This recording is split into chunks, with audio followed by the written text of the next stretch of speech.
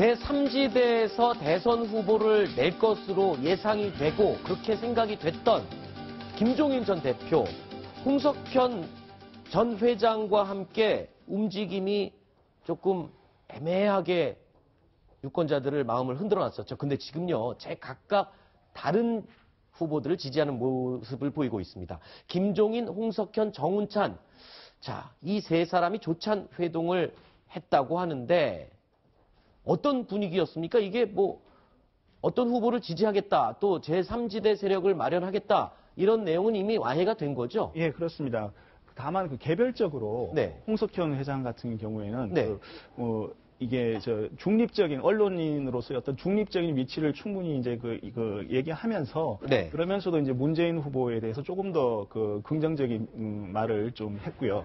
그다음에 김종인 전 대표 같은 경우에는 아무래도 안철수 쪽이 좀 분위기가 좋다, 뭐 이런 식의 얘기를 해서 조금 이렇게 서로 다른 결을 좀 보여주고 있습니다. 네.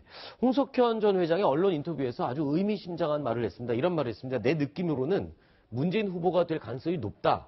안철수 후보는 요즘 하는 게 좀 그렇다. 120석을 가진 당이 정권을 잡으면 더 안정적일 것 같긴 하다. 이 다음에 또 다른 말도 했죠. 지난 12일 문재인 후보가 우리 집으로 찾아와서 점심을 같이 먹었다. 그 자리에서 문 후보가 외교 통일과 관련된 내각에 참여해달라고 부탁을 했다. 이런 말도 했습니다. 내가 내각에 참여할 군번은 아니지 않나.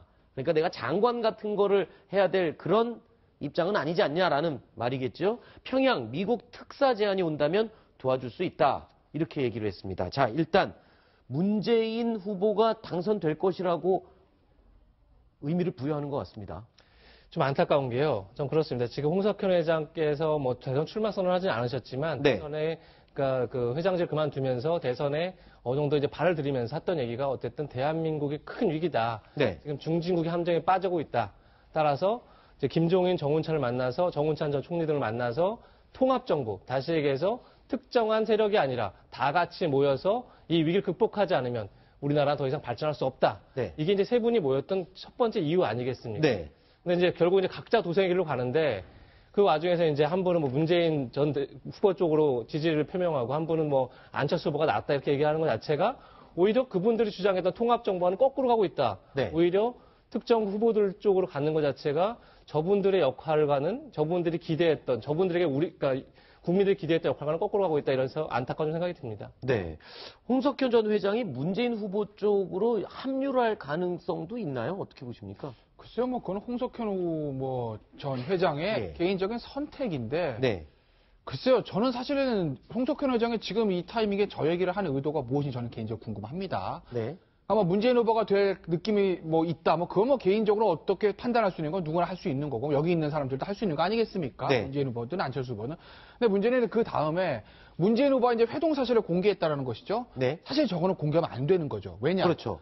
문재인 후보 입장에서 보면 지금 5월 9일 날 만약에 대통령 당선됐다고 하면 5일 10일부터 인수위도 없이 바로 이제 내각을 꾸려야 되는 것이기 때문에 네. 나름대로 좀 섀도우 캐비넷이라고 할까요? 이런저런 준비를 할 가능성이 있습니다. 문재인 후보뿐만 아니라 안철수 후보도 그런 준비를 할 가능성은 있는 거죠. 네. 근데 단순히 선대위에 참여해 주십시오가 아니라 문재인 후보가 와서 나에게 어떤 내각의 자리, 결국 그럼 외교부 장관이나 통일부 장관 이런 네. 자리 아니겠습니까? 네. 그거를 제안했다라는 것을 지금 대선전에서 공개하는 것이 옳은 일인가? 네. 저는 의문을 가질 수밖에 없고, 또 하나는 이거 또 죄송한 말씀 좀 드려야 되는데, 내가 거기 참여할 군번은 아니지 않냐라는 그 표현 자체가 네. 자, 내가 어떻게 장관 이런 표현 아니겠습니까? 네. 내가 거기 차려 군번이라는 표현은 나는 그 자리보다 훨씬 위에 있는 사람이지 어디 나한테 그런 거를 제안을 해라고 할 때 군번이라는 표현을 쓴다는 거죠. 네. 홍석현 전 회장의 속뜻은 제가 물어보지 않아서 모르겠으나 네. 그렇기 때문에 저는 굉장히 부적절한 언급이고, 평양 미국 특사를 제안하면 난 할 수 있어라는 얘기도 하셨는데, 글쎄요, 홍석현 회장이 훌륭하신 분이고 언론사에 사주시고 언론인을 오래 하셨고 기업 경영도 하셨고 주미대사도 잠깐 하신 것은 제가 알고 있으나 네. 과연 평양 미국 특사를 가셨을 때 지금 핵 이런 위기, 이런 안보 위기를 풀어낼 수 있는 외교나 통일에 대한 식견이 개인적으로 있으시고 그런 경험이 있으신지는 저는 의문입니다. 네. 자, 이런 가운데 또 김종인 전 대표는 안철수 후보 쪽을 지지하는 듯한 발언을 했죠. 이런 말을 했습니다. 내가 다시 문재인을 지지할 가능성은 전혀 없고 안철수 후보 지지 여부는 생각 중이다. 이거는 지지한다는 뭐 이런 말 아닌가요? 더불어민주당에서 나온 지가 얼마 안 됐기 때문에 네. 지금 다시 또 문재인 그렇겠죠. 뭐 후보를 지지하기는 좀 어려운 것이고요. 네. 어떤 그 제3지대의 어떤 중도적인 그 세력들이 모여가지고 정권을 만들자라는 이런 측면에서 네. 그 김종인 대표의 생각과 안철수 후보의 어떤 지금까지 행보가 어느 정도 맞아 들어가는 측면이 있어서 네. 김종인 전 대표 입장에서는 이번 대선에서는 안철수 후보와의 어떤 그 같은 어떤 고리를 통해서 뭔가 활로를 모색하는 이런 쪽으로 생각하고 있지 않나 이렇게 생각합니다. 네. 이런 얘기도 했습니다. 한번 볼까요?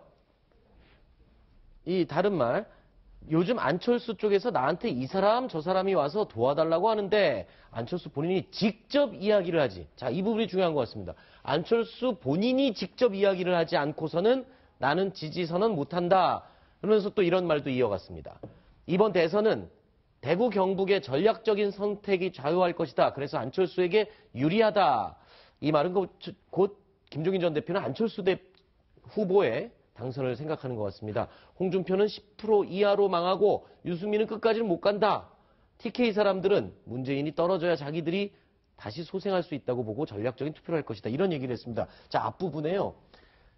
안철수 후보가 직접 와서 얘기를 하면은 생각해 보겠다. 저는 이렇게 정리할 수 있을 것 같습니다. 김종인 전 대표는 지금 안철수 후보가 변했는지 변하지 않았는지 확인하고 싶은 게 아닌가. 저는 그렇게 한마디 정리할 수 있을 것 같고요. 안철수 후보를 정치에 입문시킨 여러 주인공들이 있는데 그중에 한 명이 김종인 전 대표입니다. 네. 윤여준 전 장관, 법륜스님 등이 처음에 안철수 대표가 젊은이들의 희망을, 열망을 받아안고 있는 유일한 사람이다. 정치를 한번 키워보자. 이렇게 이제 도원결이라고 키웠는데 사실 일찌감치 안철수 후보가 이제 오락가락하는 모습을 좀 보면서 김종인 대표는 안철수는 아니다. 그래갖고 사실 그 모임에 안 나갔다고 하더라고요. 네. 윤여준 전 장관이 설득해서 나오라고 그래도 안 나가고 이랬다고 하던데 지금 김종인 전 대표는 어쨌든 아까 전에 험한 흑자도 얘기했지만 문재인 후보에게 갈 수는 없는 겁니다. 문재인 후보를 패권 세력으로 규정했고 우리는 비패권 연대를 할 거다. 이렇게 처음부터 그런 이제 구도를 가지고 탈당한 마당에 지금 다시 문재인 후보가 갈 수는 없는 거고 따라서 안철수 후보가 과연 과거 자기가 알던 안철수와 지금 안철수가 달라졌느냐 이걸 확인하고 싶은 게 아닌가 이렇게 생각이 됩니다.